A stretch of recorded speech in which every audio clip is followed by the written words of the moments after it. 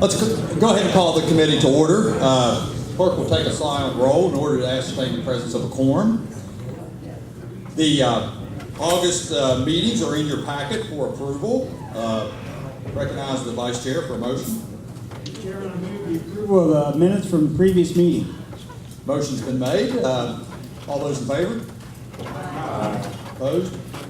All right, minutes are approved. Our first presentation this afternoon is from a senior fellow at the Foundation for Government Accountability, Josh Archambault. So I've got the name right. And this presentation will entertain questions at the end of it as we're going through it. But it's for government accountability and transparency, and they've made this presentation in other states. This will be a vital component of our mission here to run state government as efficiently as possible. So turn the podium over to you, Mr. Archambault.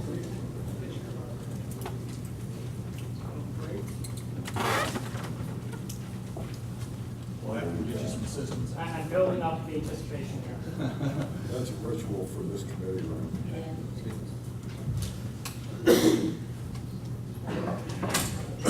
Certainly helps knowing where the on switch is. Well, thank you all so much. I'm just a real pleasure to be here back in West Virginia and share some thoughts, and just very briefly wanted to give you a sense who FGA is and who I am. FGA has been around for about 5 years now. We're a think tank, and we are a national group, really in a niche where we are working in the health and welfare space only at the state level. So we're active in about 27 or 28 states at this point, and our goal is to be a resource for you all as you're trying to figure out how to get your hands around or to tweak or implement best practices, particularly in the health and welfare space, which are often driving some of the budget issues that you're running into, but also has to do with accountability and how you're spending taxpayer money. I'll just give you a brief overview. Here's where we're headed today. I'm going to walk you through 3 things. Why work matters so much on your welfare programs, how anti-fraud initiatives or extra verification can be helpful in that, and ultimately start some discussion around protecting resources for the truly needy, because this is really what this is about, and making sure that you have the resources for those individuals that as a society we have committed to help and assist going forward. So I will break probably 3 separate times. If people have questions, I'm happy to take them, unless the chairman prefers that I wait till the very end. So imagine with me for just one moment, what was your first job that you got paid for paid work? For me, I can remember it vividly. I had a crisp $20 bill in my hands after wrestling with a lawnmower for over 2 hours on a quite sizable plot of land in New Hampshire, covered in dust. And I felt so good about that work. It left me satisfied but wanting more. Probably many of you shared that experience. Unfortunately, many of our welfare programs undercut that very sense of accomplishment. And that's what I want to start with here. Now, this year marked the 20th anniversary of welfare reform in this country, and many people, commenters on the right and left, said that it has been a great success for the TANF population, the cash assistance program in this country. And one of the key components of that was a work requirement. Now, what most folks don't realize is that on the food stamp program, there was also a provision in the welfare reform bill having to do with able-bodied adults without dependents. So these are 18 to 49-year-olds, they don't have a disability, they're working age, no kids. Well, unfortunately, West Virginia has the distinction among a handful of others that has been waiving that work requirement for that population for the last few years. Look, I've seen the personal impact of these decisions for my own sister and my family. For her, after many life changes and decisions, the biggest thing that made a difference for her was a job. So we have to ask ourselves, do we want our welfare programs to be paying people not to work? Now, today I'm going to share with you a first-of-its-kind study that FGA was involved in one of these states that reinstated its work requirement. It's been duplicated now in other states as they have started to reinforce a work requirement for this able-bodied population. I'm going to start with the conclusion. So we tracked 41,000 able-bodied adults without dependents in the state of Kansas, and this was the end result. They found employment in 650 different industries across the state, and incomes doubled. Really, what we want in terms of progress for welfare reform. We had 3.5 years of data, and we were able to match Department of Labor data with the welfare enrollee information so we could see things like where they were getting employment, how quickly they were able to get employment, how much they were getting paid, how long they had been on the program, basically to chart the impact of the policy reform. Now, why does this all matter? This was one story that stuck with me as we did the analysis. This is a gentleman that lived just outside of Kansas City. He had been on the welfare program for 4 years with no earned income. I mean, that's quite remarkable. So as the economy at the time was improving, his life wasn't. He was stuck. Yet within 3 months of reinstating the work requirement, he had found employment in the publishing industry and he's making $45,000.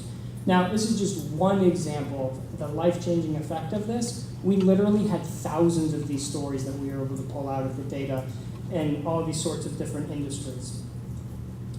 So before the reform, only 1 in 5 was working on the food stamp program.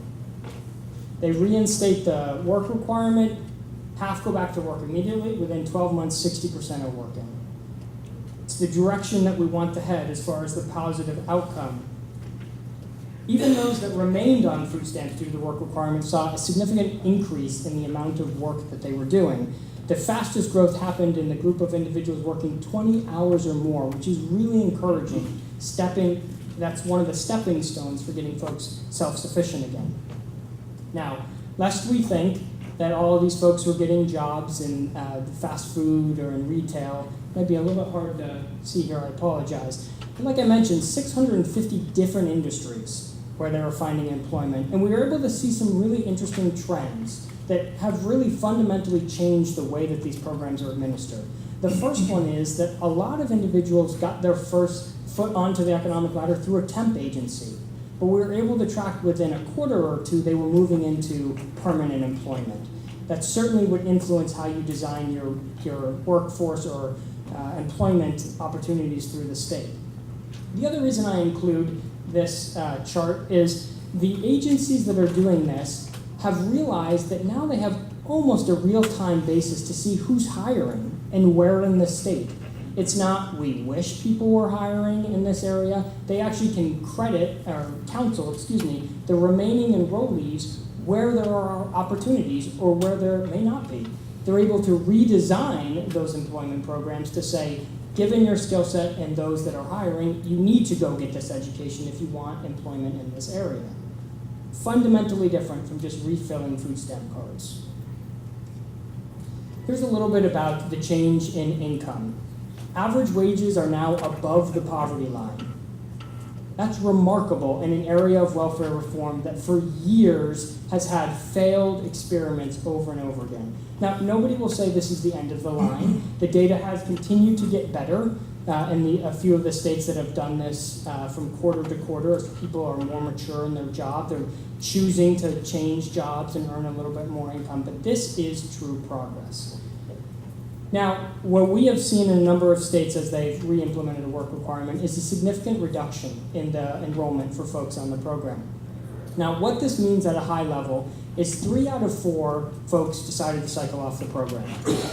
The program still remained there though for the one that really needed it, with no time limit as long as they meet the work requirement.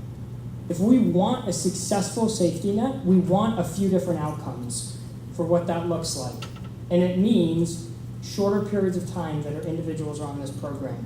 We've seen the amount of time people spending on food stamps cut in half as a result of reinstating the work requirement. There's a lot more work activity happening with rising incomes, which is ultimately leading to this freedom from poverty. Now, for those that left the program, they're making far more than they lost in benefits. They're coming out ahead. So I am here to encourage you to think deeply about the current policies in West Virginia, in which only 9 counties have a work requirement starting this year. Think about the rest of the state. The other contrast I want to give you is with your TANF program. Think about this. You have a single mother with kids who on the TANF program we asked to work 30 hours. But yet an able-bodied adult with no disability and no kids, we're waiving the work requirement for. And I want to be really, really clear about this. Work requirement perhaps is not the right phrase. Certainly they can meet the work requirement by working, but they also can be volunteering. They can be in an educational program. They can be watching somebody else's dependent person that can be in rehab. There are many ways to meet this requirement that are built into the system and designed so that people can re-enter the workforce and be ready to re-enter the workforce instead of just being paid not to work. So I want to pause for a moment and see if any members have any particular questions about this policy issue. Yeah, I think that, thank you, that's remarkable material. Are there questions related to the presentation that we've had to this point? Delegate?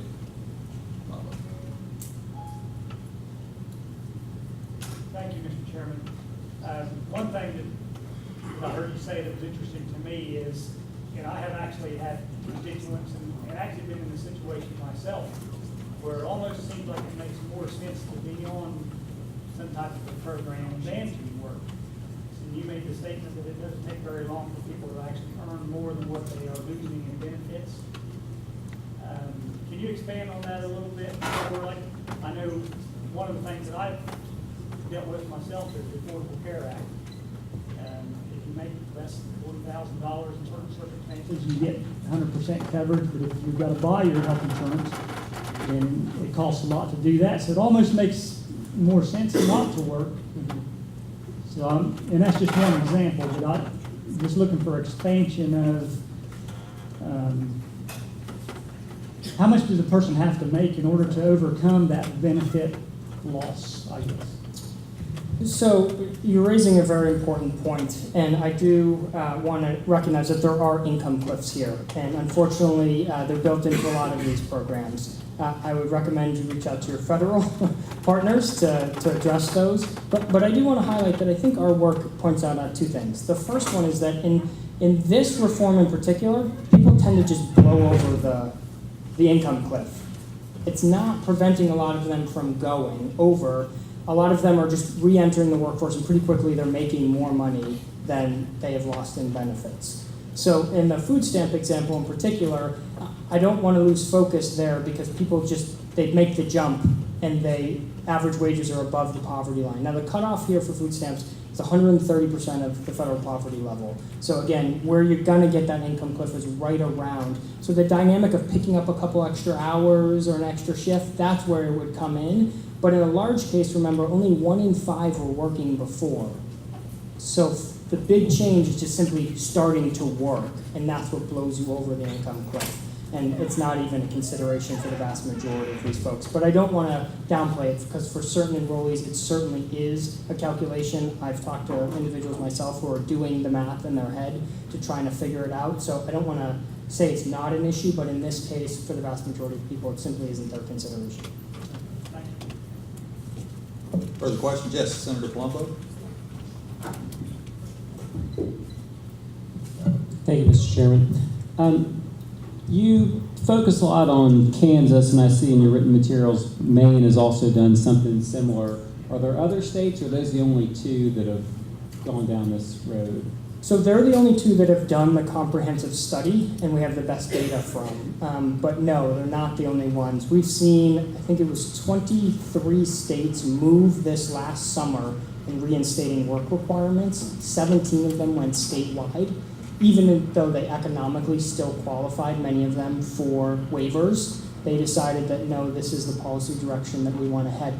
I think there's a number of considerations there. One, for some people it's philosophical. For another, there's actually an economic reason here. So we were able to estimate roughly how much additional economic activity was generated by this change. If we were to see similar levels here in West Virginia, we project $87 million of additional economic activity related to earnings. These people, again, are making more money. They're going out and spending more money than they were on the food stamp benefits. That would translate into probably $3 million of additional income revenue here in the state. So I think for a lot of individuals, once they started to hear that element, that they saved in administrative costs because now they have a lot fewer people to be working with. They saw more local revenue or state revenue generated as a result of this. For them, that was enough for them to push. They just haven't done the deep dive study. We have about 5 other states that are somewhere in the process of doing this study, but I don't have the results, unfortunately, to present this morning. But you said about 23 have done it in some form or fashion, so about half the states have implemented some type of work requirement. Yes, they've reinstated more work requirements than they had the last year. And did I hear you mention that 9 counties in West Virginia have a work requirement? Yes, so the department moved towards 9 counties reinstating a work requirement. Okay. Do you know which ones have those? I do, and I'm happy to give them to you afterwards if you want the list. Yeah. Do you have them in front of you right now?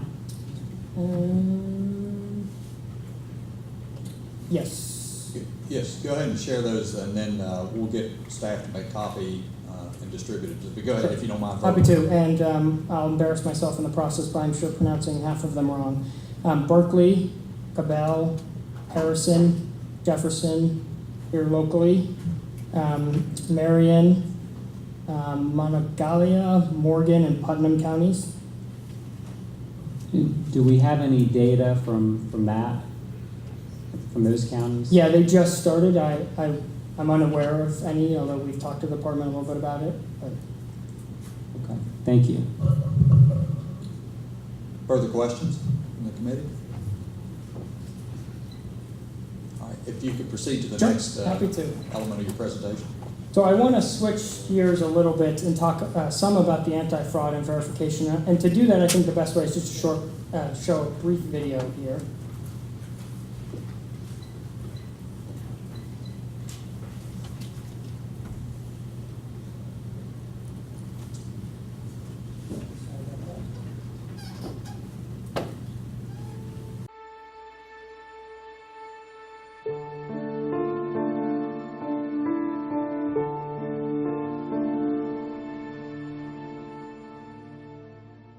Hi, my name is Christine Chalky. I live in Streator, Illinois with my husband and my 3 boys.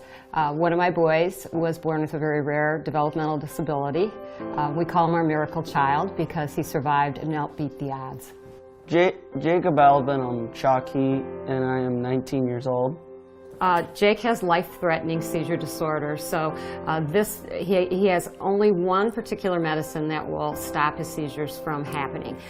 When Jake was born and diagnosed at age 6 months, we were basically told that a very grim prognosis. Because his doctor, he never thought I'd walk, talk. And then at about age 22 months, he developed seizures, and they told us the seizures would be his downfall. It's like hitting a brick wall. Sometimes I almost want to cry, but you know, as I know with us guys, we don't try to cry as much. So Jake is a miracle child to us because he's outbeat all the odds, outbeat the predictions, and with the other 18 children that there are in the world, Jake is doing the best out of those 18, and he is the oldest living survivor.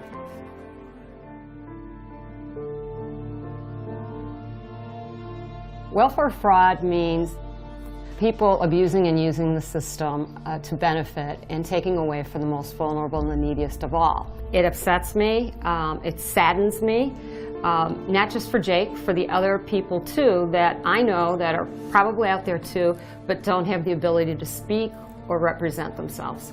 To the people who think that welfare fraud is not a problem, I would say they are not living in reality.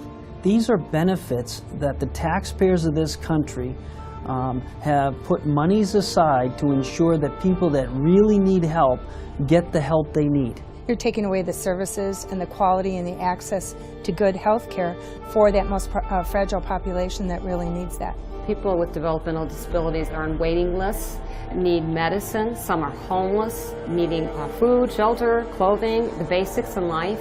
They're in emergency situations and they can't get off the list because there isn't enough supposed money to serve them. Clearly, this is a problem across the country. This, throughout the United States, is one of the #1 issues in the budget of every state legislature, but a lot of people had not addressed it. And in Illinois, we had not addressed it.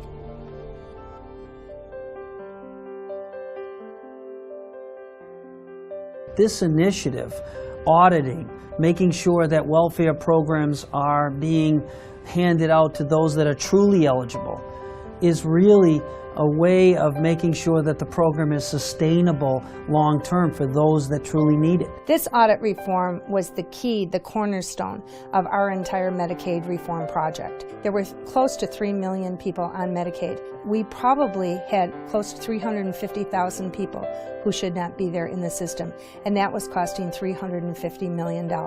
And I had no qualms in addressing all the other legislators as to, I think, what the outcome would be, that it would be favorable for everybody in the state of Illinois, that the Medicaid population would get more services, better access, and quality health care. We would save money for the state. Because at the end of the day, we have to make sure that benefits that are there for those that are truly needy and depend on them are there and are sustainable long term. And we all want that person or persons that are receiving welfare to become independent and self-sufficient. That's the goal. As we get Jake more independent, he will cost less in the long run. I really want to get a job because I really do not like being home a lot. It's to me really boring, so I'm also hoping to someday be a self-advocate, speak out for kids with brain malformation disabilities. This has no party label to it. This is about principle. It's about making sure that these benefits are there for those that are truly eligible and that they're sustainable. There's no excuse. There's no excuse for 300,000 sitting on the Medicaid system that should not have been using the funds. If states do not get welfare fraud under control, they will find over time that the benefits may not be there for those that are truly eligible. Why would you not want to save money, help the most vulnerable, and help society and taxpayers as a whole?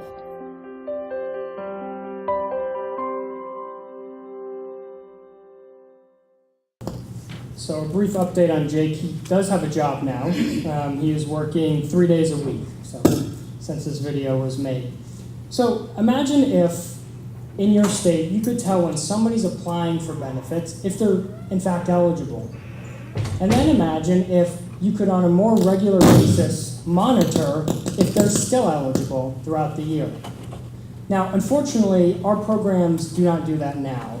For instance, on the Medicaid program, you're only redetermining eligibility once a year. But people's lives change. They get married, they move out of state, they die. But unfortunately, unless that's self-reported, that information is not known to the department. And in the case of Medicaid, you're continuing to pay perhaps a managed care company for their care even when that individual no longer qualifies.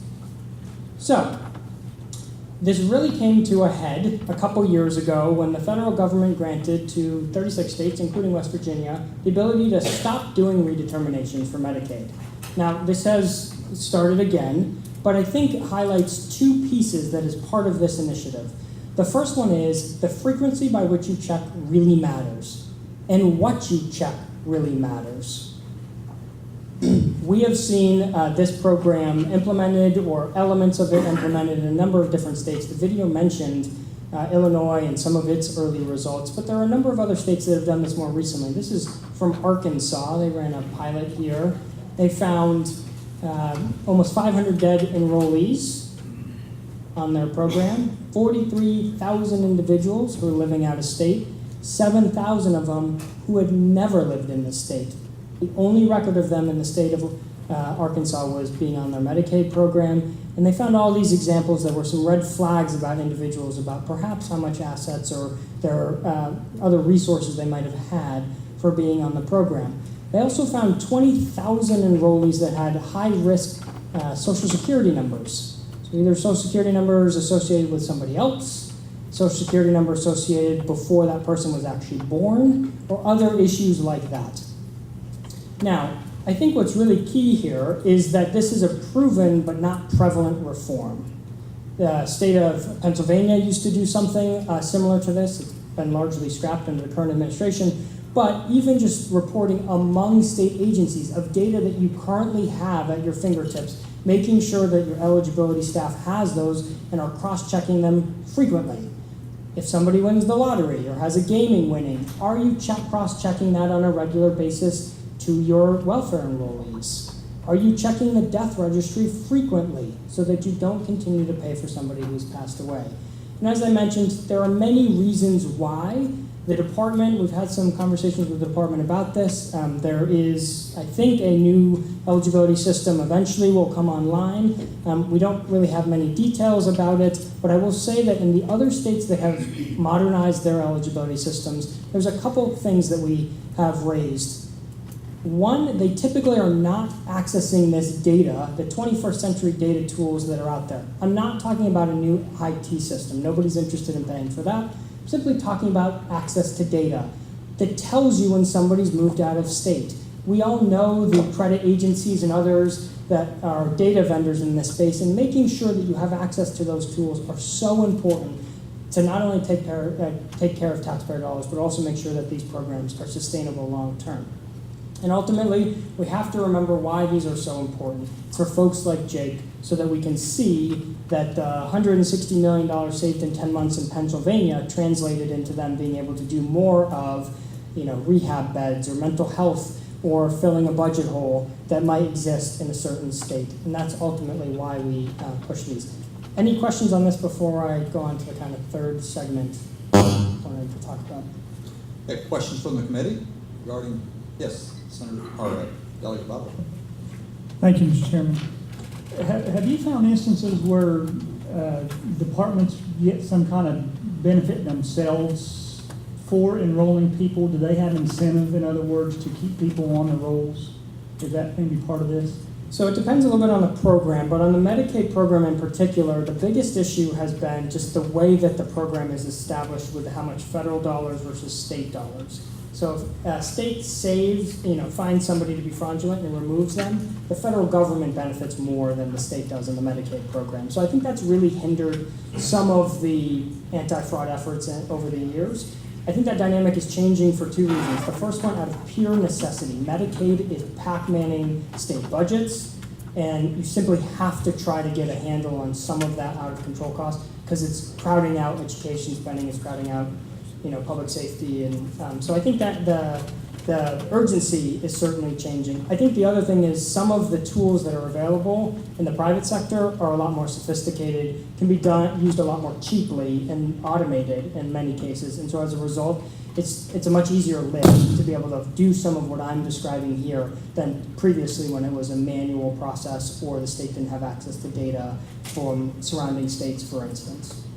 Okay, so if we as a state, and which is often the case with Medicaid and others, we're getting a 3-to-1 match or something like that, and we find that there is someone receiving benefits who has passed away or is not entitled to them, do you find that the checks are still written to someone in that household where the checks are cashed, or is the state in some way keeping that money? Again, depends on the program, on the funding streams. On the Medicaid side, you would get to keep the savings, right, if somebody is removed from the program. We have seen instances in other states where, on food stamps in particular, it would be written to somebody else. We recommend kind of tiers here. The first one is get a little bit more sophisticated on the first end when somebody comes in, making sure they're eligible. Then look for the low-hanging fruit. And if you're ready for phase 2, then we can talk about everyone in the household, making sure that they are qualified. Most states don't have any idea if somebody's living in the household who previously committed welfare fraud, as an example. That's a phase 2 reform where you're making sure that there's nobody in the household that actually has a history of abusing the program. So there's a couple layers to it.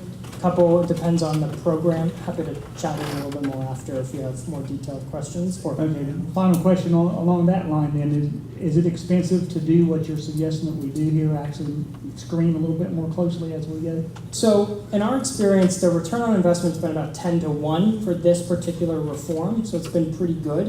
What I will say that there are vendors that this is a new line of business for them, kind of providing the data. And so they're willing, in many cases, to do a free proof of concept to show you the value of what they do before you actually start paying them. We highly recommend, and just to be very clear, we don't have any financial relationship with any of the data vendors or anything like that, but we highly recommend that you put them at risk so that you only pay them when you actually save money in a contract, and that you only pay them per applicant not per application, because you want to make sure that you're not paying them for duplicative applications. So there's a couple of different ways that you structure these things, but the results have been so good in other states. In fact, in Illinois, they started in the Medicaid program, and the new governor has now expanded it into the TANF program, is expanding it into a few of the other means-tested welfare programs that they have out there, because they've been so happy with the results so far. Okay, good information on that. And then sort of on a little bit different note, I've heard reports of drug dealers being arrested and having, tons of cash, from their dealings evidently, but also having stacks of EBT cards. Evidently they're buying those cards, or they're getting the cards in trade for something. And so I'm wondering, do you know what happens in the case in West Virginia if a person loses their card? Are they just issued another one, and then does that prevent someone who maybe has the lost card from using it? So we'll get there in a couple slides, but the short answer is this is a problem. It's a serious problem of trafficking of EBT cards, especially in the drug area. Unfortunately, there's not a lot that you can do, but typically what happens is somebody can then call in and ask for a replacement card. What should happen is the old card should be deactivated. But sometimes that doesn't always happen immediately, and there is a sense that you could trade your card. It could be utilized for drugs or cash, and then you could go utilize it and then ask for a replacement card. The federal government, to their credit, has finally started to wake up to this problem, and they have now asked states that I think after the 5th request for a replacement card, you're supposed to send a letter to an individual saying, hey, we've noticed a high level of requests. And the data that we've seen from across the country does actually make a pretty big difference. There's usually about a 75 to 80% drop in repeat requests after that. So I don't think it's a silver bullet answer, but it starts to address some of the concerns that you're raising. Okay, great. Thank you. Thank you for your questions. Further questions? Senator Palumbo? Thank you, Mr. Chairman. When you say the return on investment when you engage one of these outside vendors who help with this is 10 to 1, is that 10 overall government dollars to 1, or are you talking about 10 state dollars to 1? It's typically, again, it depends on the state, because Illinois has a different match rate, right, for its Medicaid program. So in their case, the 10 to 1 was state dollars, but they're closer to a 50-50 split. We've calculated, given the current match rate for you all, you'd be looking at somewhere around probably $20 million in savings in state dollars going forward, based on the experience that we've seen in other states. Now, I want to be clear that the department is moving with some sort of new system, and it's unclear exactly what that system is going to do. So before we would like to put pen to paper on that $20 million, I think you'd need to ask a number of questions of the department about what their new system is going to look like. What are they going to be doing differently than they've done in the past? You are unique in one way in that you have an integrated eligibility system. Not every other state has that. And that could lead to a slightly different outcome than in some other states, but we need to have some more information before determining that. Well, with that being said about, eliminating fraud and getting people off the rolls who shouldn't be on there and saving money, why have states like Pennsylvania gone away from this? It's a good question that you should ask the governor there. I think largely it was just a difference in priorities. The previous administration was really focused on fighting fraud and containing the budget impact. The current administration there does not seem as interested.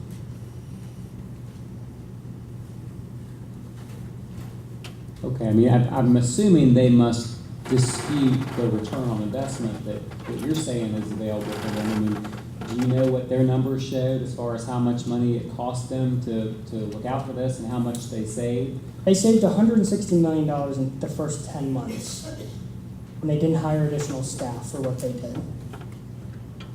So again, I think you're going to have to ask the current administration. Again, it's about priorities. You all understand this. And the current governor there has staked a position in a direction that he would like to head, and that simply is a different one than what they were doing in the past. Okay, thanks. Thank you. Further questions? This segment of the presentation? Continue to, you have 3 components in this? Yeah, this is the last one. Oh, well, listen, it's last great one information. and shortest Well, of the 3. So I wanted to just highlight a couple other promising best practices that we've seen from around the country. One is slightly related to this. It's a different variation of it. There's a national pilot going on called the National Accuracy Clearinghouse, NAC for short. Mississippi is the host state. And right now it's only in the 5 southeastern states. And what it's looking for is dual enrollment on food stamps. So is John Smith on our program as well as somebody else's? Or when John Smith moves, how do we make sure that he's not on both programs if he doesn't self-report that move? The early results of that have come back, and they are quite good from my perspective. You have cases where Georgia and Florida are now saving $200,000 a month as a result, and the remainder of the states have saved about $100,000 a month as a result of this, just for food stamps in those 5 states. So there's a couple things to think about. The first one is there's discussions about this program going national so that more states can participate in it. There's also discussions about making this program more robust, beyond food stamps, for Medicaid, for child support payments, for TANF, to make sure that individuals are only on one program. The most egregious examples in the NAC project was people who were on food stamps in all 5 of the southeastern states. That's questionable. But there's other ramifications for this, because many times when people are on your food stamp programs, they're also on your Medicaid program. So you have a state budget impact there that you really want to think through and make sure that if somebody's no longer qualified, they're removed from the program. There's also a movement in a couple of different states to actually try to understand how your benefits are being utilized. And I wanted to just share this brief illustration. This is a meat vendor or store, if you will, a merchant in a tiny, tiny rural Georgia town, population of 500, I think it was. And what happened was a frontline staffer was going to an event in the area, and as the department does occasionally, decided to pick randomly a vendor and go visit. So she went out to her event, she stopped into this facility, and something just didn't quite look right. This is what she found. So after she returned back to the office, she actually started to dig a little bit deeper.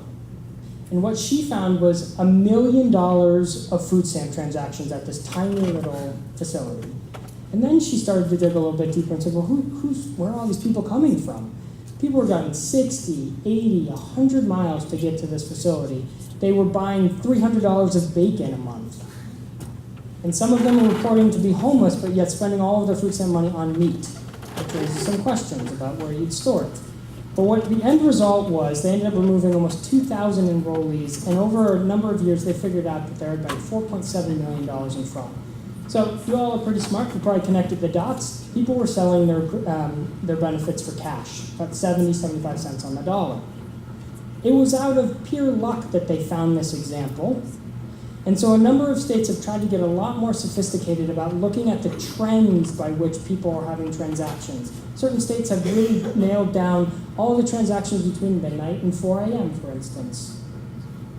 High dollar amounts, even dollar amounts. This is data from the state of Maine. This is right around in Orlando. $3.5 million of transactions in Florida from the state of Maine of their food stamp program, largely concentrated in Orlando and Fort Lauderdale. And so, of course, they had some follow-up to do with some individuals about why were they using their cards for 2-3 straight months out of state exclusively in Florida. Now, locally here, you all have had a little snapshot of this. Delegate Upson has last year got some data on looking at some of where West Virginia's food stamp and TANF benefits have been accessed. And it raises some of these similar issues, $1 million last year in Florida alone. Hawaii, the U.S. Virgin Islands. Now, to be fair, there could be legitimate reasons for some of these transactions, but there could also be illegitimate reasons why these transactions are happening. And so as a state, you want to make sure that you're following up on these. As a result of Maine's efforts, they've seen a 40% reduction in out-of-state spending. Now, you can't limit where somebody uses their food stamps due to federal regulations, but you certainly can track it. And I think what's been deeply troubling in a number of states has been, to your point, a number of states that are dealing with the opioid crisis have found that food stamps seems to be fueling them, because once you take a little bit closer look at where a lot of these transactions happening, they're happening in corridors that are known corridors for where drugs are coming into the state. it's hard to get rid of this problem, but at least minimally looking at the issue and doing your best at trying to understand the trends and then working with law enforcement to understand the activities in certain areas is worth the effort, both from a welfare reform perspective, but also from a public health perspective going forward. So before I close, I just wanted to highlight a couple other areas that you may want to consider going forward. Currently on the food stamp program, West Virginia has no asset test. So somebody could have $100,000 sitting in a bank account and still qualify for your program. And we've seen egregious examples all over the country of this. And some of those egregious examples led Maine and Michigan most recently to reinstate their asset tests because they had lottery winners winning $4 million. And the month they took the payout, they weren't qualified, but the very next month they were, still on their welfare program. So we would strongly recommend that you consider reinstating some sort of asset test to make sure that these programs are reserved for the truly needy. Now, just to note, there are exemptions, housing and retirement accounts also doesn't count as an asset test. So I just want to be very clear that what we're talking about here. Finally, I just wanted to mention child support cooperation. We, in the research, on top of just what we've done, has shown that child support is one of the most effective fighters of child poverty. Unfortunately, in most states, the payment rate for child support is abysmally low. But states do have the option to say to certain enrollees that if you're not current in this program, then we're going to put on hold this program. So in this example, you could say to an individual, if you need to pay child support, until you are current on those child support payments, you're not going to be able to access food stamps. We've just recently, in the past 2 weeks, gotten some data back from a state that reinstated this policy, and they saw an enormous spike in compliance with paying child support. This is a win-win-win going forward for the low-income parent who is taking care of the child, but certainly for the child's future when it comes to pulling them out of poverty. So I just wanted to mention that as a possibility as you go forward. So I've given you a lot to think about. I really appreciate the opportunity to highlight a number of these best practices that we've seen across the country, and I hope you give them due consideration going forward. Thank you. Fantastic presentation. This is the kind of thing that this committee is chartered to do, is to have efficient use of taxpayers' money as a steward of our taxpayer dollars. So we're going to open it up for, please stay at the podium. We'll open it up for some additional questions and spend a little time with that. Senator Blair, do you have a question?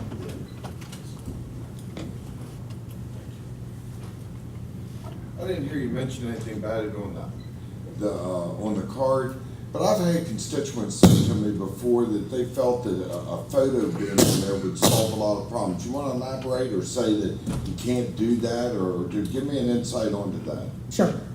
So you absolutely can put a photo on an EBT card.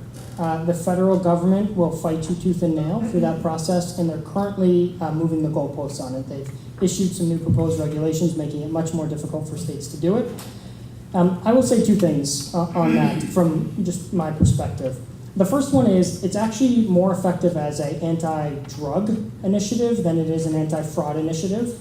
In states that have put photos on their EBT cards, that's Maine, Massachusetts, Missouri's about to do it, and Kansas, there is yet to be a EBT card to show up in a drug raid, even though the ones without photos still do occasionally. The other thing I would acknowledge is that it will cost you more money than it will save you.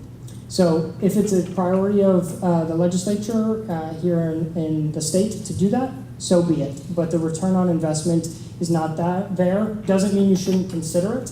In fact, there are many things we do in law enforcement areas that we don't ask for return on investment, and this might be one of them, but just to give you that kind of context of where things are trending in the country. Well, what triggered that question for me, because I had forgotten about it, when you had the picture up there, had the drug paraphernalia and everything, and the stacks of cards slid out. And that's where it was coming from. Actually, law enforcement has said something to me about it as well. But I was just curious about the expense as well, and you've answered that question, so I appreciate that. Yeah, just one more on the expense. It typically costs about $1 a card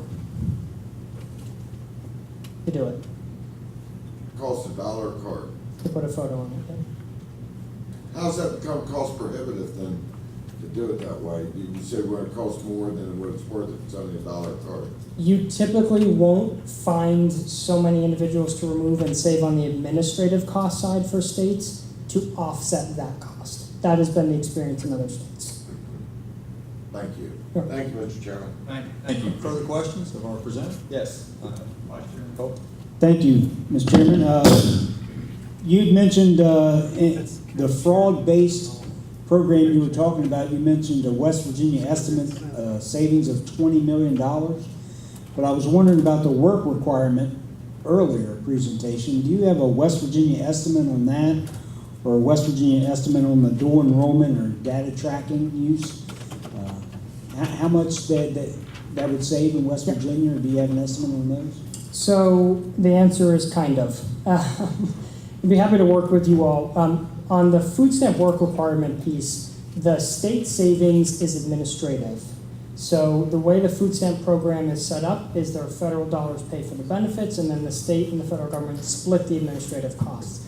So any decrease in the amount of individuals that are on that program as a result of the work requirement would decrease, and you'd get 50% of the administrative savings. Don't have those numbers in front of me, but I'm happy to provide them, the estimates that we have put together on that.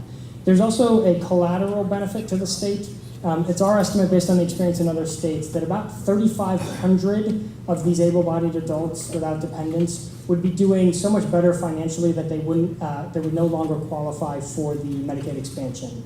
And so they would be off that program, so that would result in some state savings as well due to the match rate, especially, and will get bigger as the state share of that Medicaid expansion population goes up over the next few years. And I'm sorry, what was the third? Well, it was the dual enrollment, and the food stamps, and the work requirement for TANF, but. Yep. So for the dual enrollment, the experience that we've seen in those 5 southeastern states, again, it's going to be largely federal savings because it's a federally funded benefit. But the state savings it's usually around 1%, just under 1% is what we've seen in these other states. And we're happy to kind of run that calculation for y'all and get you a number. Yeah, and you had mentioned earlier $87 million worth of new economic activity for those who don't. Yep, and about $3 million in increased income tax revenue for the state. Yeah, if you could put that together for me, that would be helpful in those 3 proposals. Happy to do so. Thank you. We'll see that the entire committee gets copies of that. Further questions? Senator Blake?